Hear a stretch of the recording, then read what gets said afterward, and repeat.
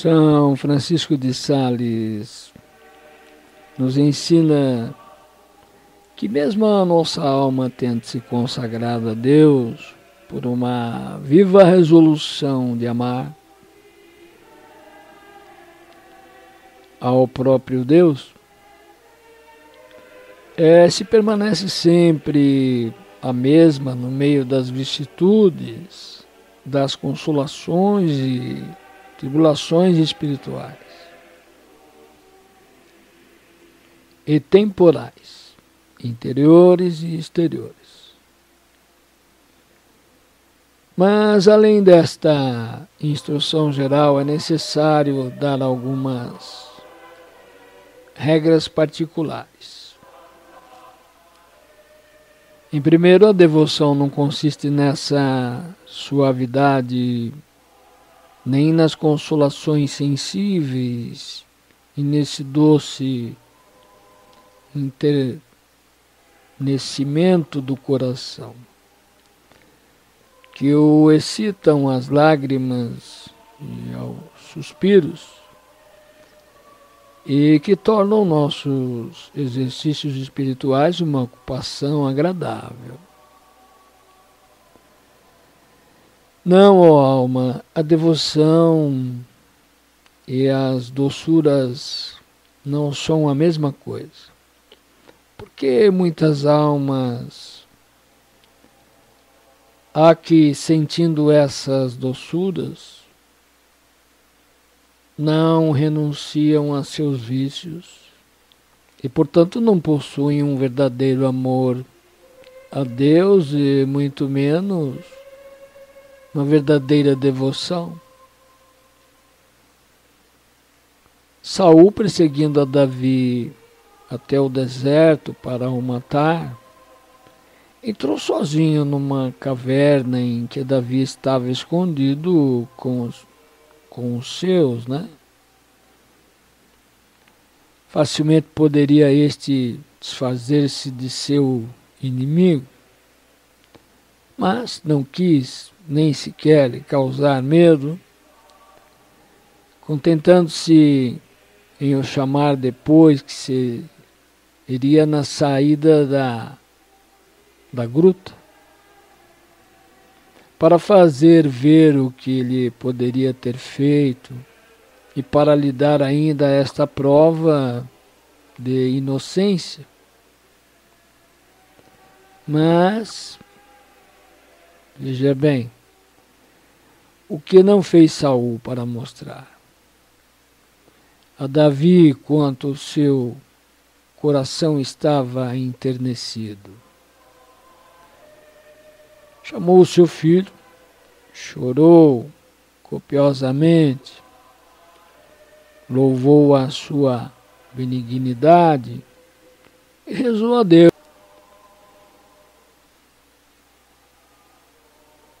Publicou altamente que ele reinaria depois de sua morte. Ele recomendou à sua família, poderia ele manifestar maior doçura e ternura de coração? Contudo, o seu coração não estava mudado, e ele não deixou de perseguir cruelmente a Davi. Do mesmo modo, pessoas aqui, considerando a bondade de Deus e a paixão de Nosso Senhor, sente-se com o coração enternecido a ponto de verterem muitas lágrimas e soltarem suspiros nas orações. E ações de graça muito sensíveis, dando aparência de uma grande devoção. Mas, se as pomos a provas, bem depressa se verá que são as chuvas de verão, que passageiras caem torrentes sobre a terra, mas não a penetram, e só servem para produzir cogumelos. Ver-se-á que eu digo que essas lágrimas tão ternas caem num coração viciado e não penetram-lhe. São inteiramente inúteis, porque essas pessoas não largariam nenhum ceitil de todos os bens injustos que possuem. Não renunciariam a menor de suas más inclinações e não sofreriam o mais leve incômodo pelo serviço de Jesus Cristo, pelo qual tanto choravam. Todos esses bons movimentos do coração não passaram de falsos sentimentos de devoção, semelhantes aos cogumelos, que são um produto falso da terra. Ora, o que é mais deplorável é que uma alma enganada por esses artifícios do inimigo se entretenha com essas consolações mesquinhas e viva por aí satisfeita, sem aspirar a uma devoção sólida e verdadeira, que consiste numa vontade constante, pronta e ativa de fazer o que se sabe que agrada a Deus.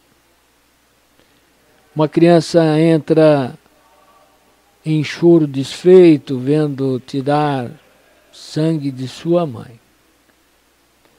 Mas, se ao mesmo tempo a mãe lhe pede uma bagatela qualquer que tem nas mãos,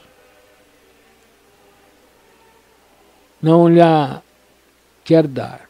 Semelhantes são a maior parte de nossas ternas devoções.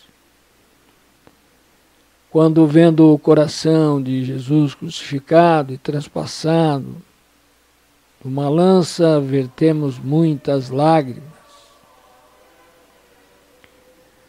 Ah, alma, é bom chorar a morte e paixão dolorosas de nosso Pai e Salvador.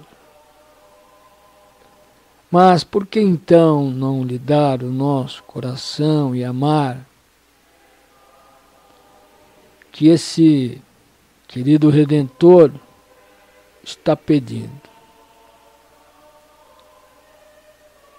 Por que não lhe sacrificamos essas inclinações, satisfações e complacências que ele nos quer arrancar do coração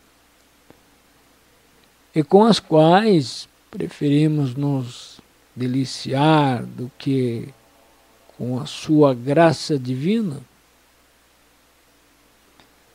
Ah, não passam de amizades de crianças ternas, mas fracas, fantásticas e sem efeito, que procedem de uma compreensão débil e sensitível a movimentos que se quer ter, ou às vezes a impressões artificiosas do inimigo sobre a nossa imaginação. Em segundo, esses afetos ternos e doces são às vezes, todavia, muito úteis. Dão à alma o gosto pela piedade, confortam o espírito e ajuntam a prontidão da devoção, uma santa alegria que torna nossas ações, mesmo exteriormente, mais belas e agradáveis. É o gosto que se tem pelas coisas divinas, do qual fala Davi. Certamente a menor consolação que a devoção nos dá vale mais. Em todos os sentidos do que os prazeres mais raros do mundo. E o leite que nos lembra os favores do Divino Esposo e que a Escritura prefere ao vinho mais excelente. Quem a saboreou uma vez só acha fel e absinto em todas as consolações humanas. Sim, como aqueles que trazem na boca um pouco de erva cítrica, sentem tão grande doçura que não tem mais fome nem sede. Do mesmo modo, aqueles a quem Deus tem dado o maná das consolações interiores, já não podem desejar ou saborear as da terra e muito menos aí a pegar e ocupar o seu coração. São pequeninos antegostos de gozos eternos que Deus faculta às almas que o procuram, como uma mãe que atrai o seu filho com doces, ou com o médico que fortifica o coração de uma pessoa fraca por essas águas chamadas cordiais. E são também, às vezes, penhores da recompensa eterna de seu amor. Conta-se que Alexandre Magno, viajando por conta, pressentiu que já não estava longe da Arábia. Feliz pelo odor suavíssimo que penetrava nos ares, o que muito contribuiu para animar a sua frota. Eis aí como as suavidades da graça entre todas as tempestades desta vida mortal nos fazem pressentir as delícias inefáveis da pátria celeste, às quais aspiramos.